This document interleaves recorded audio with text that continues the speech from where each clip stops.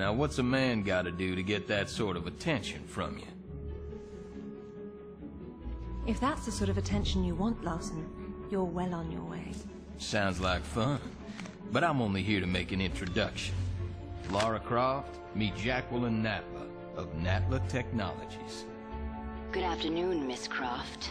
My research department has recently turned its focus to the study of ancient artifacts, and I'm led to believe that with the right incentive, you're just the woman to find them for me. I'm afraid you've been misled. I only play for sport. Which is precisely why I've come to you, Miss Croft. This is a game you've played before, with your father. You both spent years searching for the Scion of Atlantis. All you needed was the location of Qualopec's tomb. You found Vilcabamba. How quickly can you get to Peru?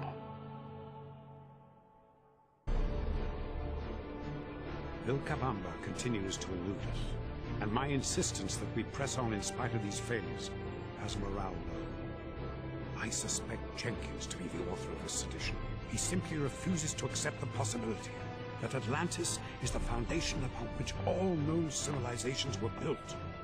Increasingly, I find it is Lara alone who remains untainted by academic dogma and open-minded enough to see this truth.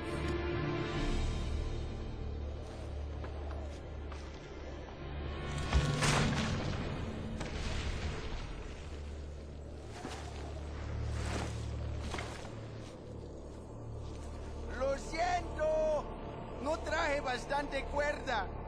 Not to worry, I'll find another way up. Hello everybody, I'm Anthony here to you, and welcome back to Let's Play Tomb Raider Trilogy. In the previous episode, we defeated Tomb Raider Legend, and in today's episode, we're going to begin the second game in the trilogy, Tomb Raider Anniversary. Now, before we move on, I just want to take a moment to appreciate this mountain starter here, because this is such a pretty game! Alright then, so Tomb Raider Anniversary is a remake of the first game in the Tomb Raider series, with gameplay mechanics from Tomb Raider Legend. Now, while the two games do have story connections, which we'll be getting into when we get to Tomb Raider Underworld, you don't need to play Legend to understand what's going on in this game. So, if you haven't been re-watching the Tomb Raider Trilogy Let's Play on my channel, or if you haven't really played these games before, you don't need to see anything about Tomb Raider Legend to understand what's going on in this game. But story connections will be made between the two games when we get to Tomb Raider Underworld, but that's not going to be for a little while, so you don't have to worry about that. Going over here, though, we can go up here and... oh! It's a door! And we can see the name of the level! Amazing. Now, something that's pretty interesting is over here is the only NPC in the entire game. You can talk to them if you want. They don't really say anything all that very interesting, and that was proper grammar. I don't know what you're talking about. But yeah, you can talk to them on your own time. And I don't know why, but whenever Laura does an accent like that, like she adjusts her shorts or something like that. I don't understand why she does that. But anyway, we go over here, and there's a grappling hook over there. Now, something that's worth mentioning is even though there is a Tomb Raider Trilogy compilation game for PlayStation 3, I would not be playing on the PlayStation 3 version for any of the games I'm playing during the Tomb Raider Trilogy. Just like with the, like how Tomb Raider Legend was played on Xbox 360, I'm going to be playing on the Wii version of Tomb Raider Anniversary. But there's something special about this game which I'll be covering in a moment. But first, let's use our grappling hook. I didn't mean to do that. I was moving my hand around while I was talking and it activated the nunchuck. We'll get into that in a moment. But first, we have a button right here, and oh, we can press up on the D-pad.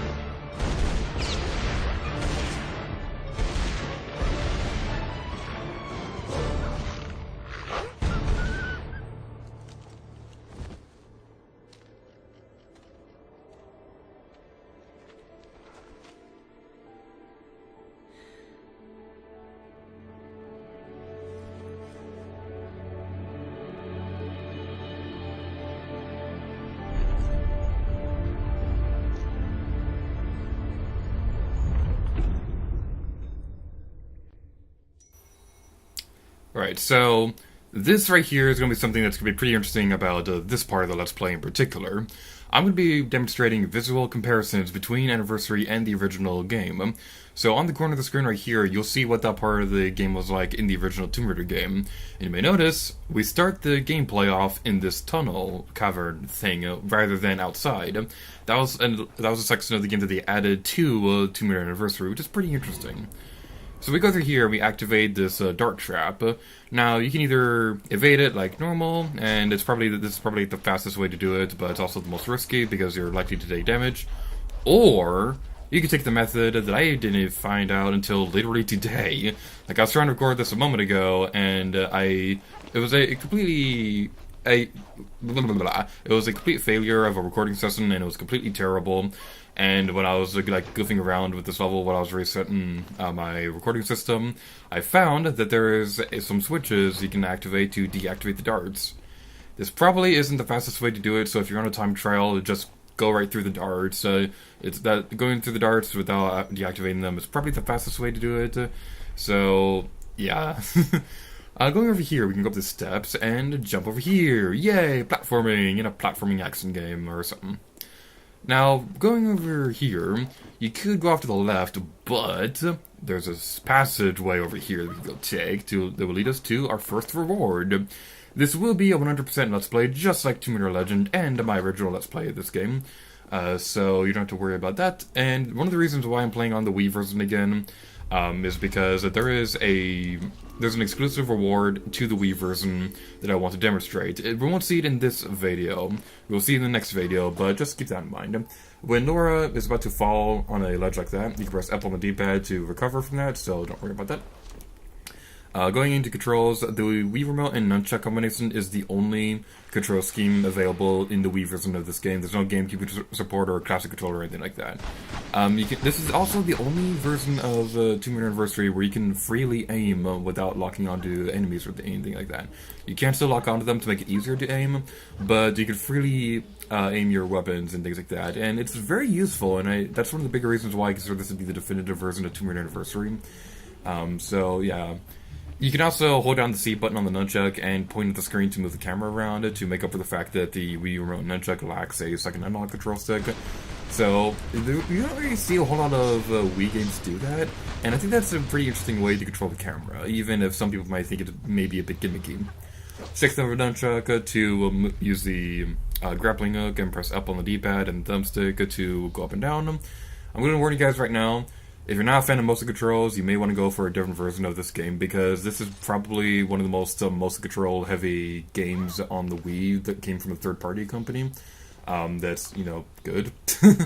I'd say this game probably has, like, comparable motion controls to Skyward Sword. And this game, like, predates that by quite a bit, actually. There are times where I feel like this game even exceeds the Skyward Sword in having better motion controls. Other days I think Skyward Sword does. I frequently go back and forth between them. If you fall down, you can take this pathway up here and climb over there and then jump over there and do some stuff like that. But I'm not going to be doing that because I don't feel like it. And I'm talking really, really fast. Wow. So we go over here. And if you're playing on the other versions of this game, there'd be a regular switch right here. But this is something they added to the Wii version of this game. The Archaeological Toolset. This is the reason why I consider this to be the definitive version of Tomb Raider Anniversary, because unlike some other companies who take basic features away from the Nintendo system, Crystal Dynamics actually added an entire new gameplay mechanic to the Wii version. This makes great use of the motion controls for the Wii Remote, and I think it's just really awesome. Like right there, we use the motion controls to destroy a bat, because I forgot to get rid of these guys. I already did. If we heard them in the background, then I can't hear them because I don't have my game audio turned on when I'm recording this video, even though you guys can hear it. So yeah, we can use the clue that we just obtained to figure out this puzzle.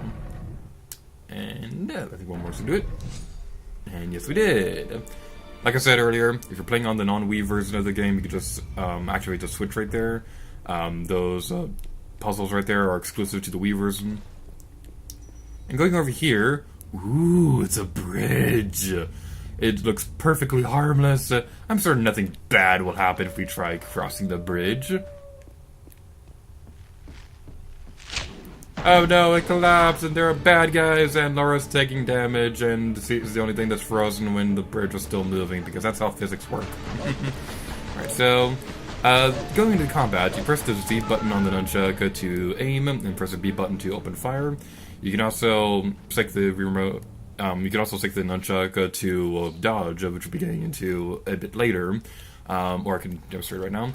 A button will make you do jumping roll, jumping, dodge, attack thingies, and shake the nunchuck will make you dodge. So yeah, again, it's pretty useful, and I like it. There's a thing right there that we can go pick up. I didn't see clearly what it was. I think it was a health pack. Yeah. Something really nice about this game is... We already took care of the bridge. Something really nice about this game, compared to Legend, is that a really big change that I like is the fact that somebody is calling me in the middle of videos. Hooray for jump cuts, because people were calling me in the middle of videos. So, what I was going to say was that I really like how they changed the health packs in this game compared to Tomb Raider Legend to make it more like the original game. Because one thing I really did not like in Legend, even though I love that game, is that they have a limit to only 3 health packs throughout the entire game, and that always drives me crazy. This game, however, you have unlimited health packs, and you have 2 versions. You have the small mode pack, which I believe restores about somewhere between 25 or 50% of your HP, and the large health pack will restore, I think, 75. I don't remember exactly off the top of my head. I'll have a caption somewhere on screen that will give you the exact numbers for that. That artifact down there, we'll be getting that in a moment, so don't worry about that. And we can go over here. And if you want to see what that room looked like in the original Tomb Raider game, then here's a screenshot right here if you want to see it. So that's going to be pretty interesting if you want to look at that, although, yeah. I won't go over every little difference between Anniversary and the original game, but basic things I will be going over. Like, if there's like a big room that was left out in this game that wasn't there in the original game, then I will be demonstrating that on screen. But just to know, the main focus of this play will be Anniversary, so we're not really going to be going over the original game too often. We got another health pack down there, and then we can go over here.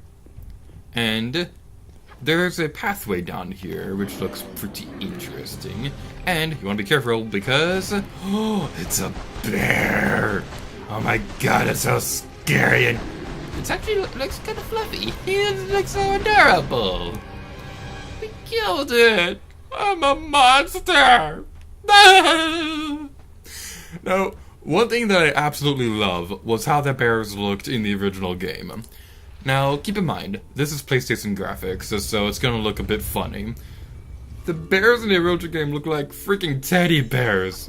I mean, just look at it! Look at it! Look at it! It's just so adorable! I always felt bad killing the bears in the original game because they just looked so adorable. And something interesting about that is that, you may notice, we have not fought a single human so far in the entire game. Because Tomb Raider Anniversary, the enemies are animals rather than humans like they were in Tomb Raider Legend.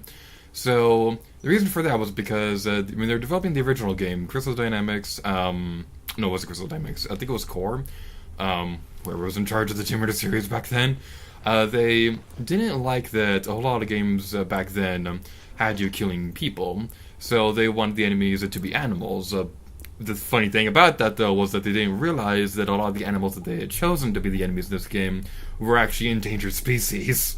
So that upset a couple people, and it's actually kind of funny to look back on it. Like, I don't know any examples in the first Tomb Raider game, but one example I can think of off the top of my head is that in Tomb Raider 3, I believe, they had tigers in the game as enemies, and tigers are an endangered species? So that's actually kind of funny. You need to watch out for these spikes because there's no switch you can use to deactivate them in this room, so you need to go through there normally. I'm going to use my first health pack because we're actually quite low on HP. And this right there, that thing up there on the top of the screen, I didn't talk about something that's kind of interesting. Press 1 on the Wii remote to go into your inventory, which you can see your guns, health packs, flashlight, which is exclusive to the Wii version. And you go over here and look at Laura's journal. There must be a way to open this door. Yeah, these hints are not useful at all. That's not the button I meant to press. they're kind of like the data files in Pikmin 3, how they're like kind of vague and cryptic and not really all that great. I don't think they're a good replacement for Zip and Aster in the Tomb Raider Legend, although one thing that's kind of funny is that people complained about Tomb Raider Legend because Zip and Aster pretty much gave away most of the puzzles, the solutions for the puzzles in that game, but the hint system in this game is like one of the most useless things ever. So I'm not going to be demonstrating the journal like pretty often. I don't think I'm really even going to demonstrate it again throughout this entire Let's Play. I might at some point, but I'm probably not going to right now. Another difference between this game and Legend is in Tomb Raider Legend, when Laura put her guns away, they automatically refilled the bullet count. But this game, that's not a thing that happens. So that's the reason why we start off with 40 bullets, and we will get those again when we reload. But we only had 8 of them to go. So let's actually use the dodge mechanics because that's actually kind of useful, even though the wolves are kind of easy enemies. You want to be careful if there's a lot of enemies on there because obviously they can be a bit more tricky to deal with, especially if you're dealing with higher difficulty levels.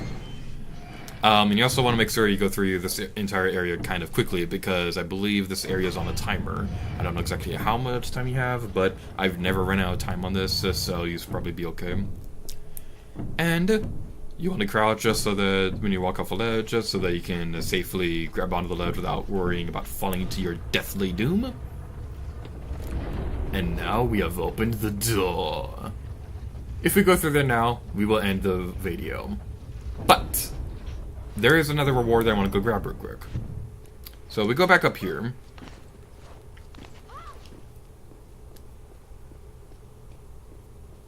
And then we go this way, back towards this interesting looking hallway. that made it sound like I didn't like how the hallway looked, but I couldn't think of a better word because I don't want to say pretty or beautiful or anything like that because I've been saying that a lot throughout my recent Let's Plays. But yeah, this area in general, this entire game looks really great for a Wii game. Like now, even though this game was initially built for like Xbox 360 and PlayStation 2 and things like that, they did a great job of making the Wii version still look great. Like, things like that, when people say that, I did that way too late, when people say that, oh, these games can't run on the Nintendo systems because they're underpowered, like, I always think of the games like this, where, yeah, it doesn't look as good as the original versions, but they still made it work, they still made it look great, and they took advantage of the hardware. And I'm really glad that Crystal Dynamics didn't make just a lazy port of this game. I'm really glad they put effort into this one. So we go up here, and there's another thing that's exclusive to the Wii version, a pickaxe wall. Now, I don't really do this a whole lot, but I'm actually going to turn up my Wii Remote volume so you can hear something.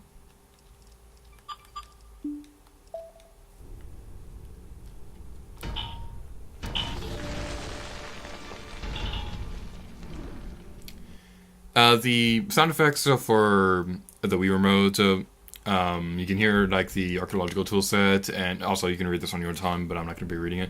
You can also hear things like the gun bullets when you're using your weapons and things like that. I'm not going to be using that a whole lot, to be completely honest. In fact, I'm going to actually go back and turn the volume down. I don't like doing that because then I feel kind of weird when I go back and edit the video, because then I realize, oh, the video isn't completely perfectly in sync. That might be a problem. Yeah, so it's like a thing that kind of happens. But with all that, we're in this video off here. So thank you all so much for watching this video of 2 Year Anniversary. In the next episode, we're going to be going inside of this cave. And until next time, here to you. Oh yeah.